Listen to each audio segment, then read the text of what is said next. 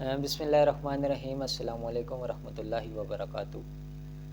رات کو سوتے وقت اکثر لوگوں کو ڈر لگتا ہے، ایسے لگتا ہے کہ جیسے کوئی چیز ان کے سینے پہ بیٹھ رہی ہے، وزن ڈال رہی ہے، یا کوئی چیز ان کا گلا دبانے کی کوشش کر رہی ہے، یا اس کے علاوہ انہیں ایسے لگ رہا ہے رات کو کہ کوئی چیز یہاں پہ کھڑی ہے یا گزر رہی ہے۔ اکثر اوقات تھکاوٹ کی وجہ سے بھی ایسے مسائل ہوتے ہیں، خواب آتے ہیں، تو اس کے لیے ایک وظیفہ ہے، وہ آپ معمول بنا لیں، انشاءاللہ اس قسم کی بیماریوں سے محفوظ رہیں گے۔ سورہ اخلاص، سورہ فلق، سورہ والناس،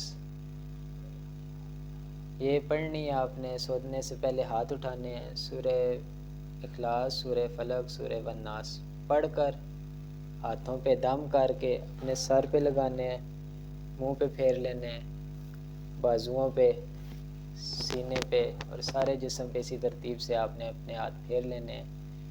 پھر دوبارہ ہاتھ اٹھانے ہیں، سورہ اخلاص، سورہ فلق، سورہ والناس پڑھ کر دم کرنی ہے۔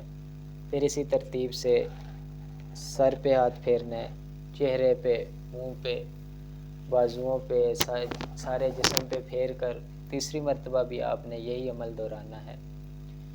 اس عمل کو اپنی ترتیب بنا لیں روزانہ کی، انشاءاللہ اللہ کے فضل سے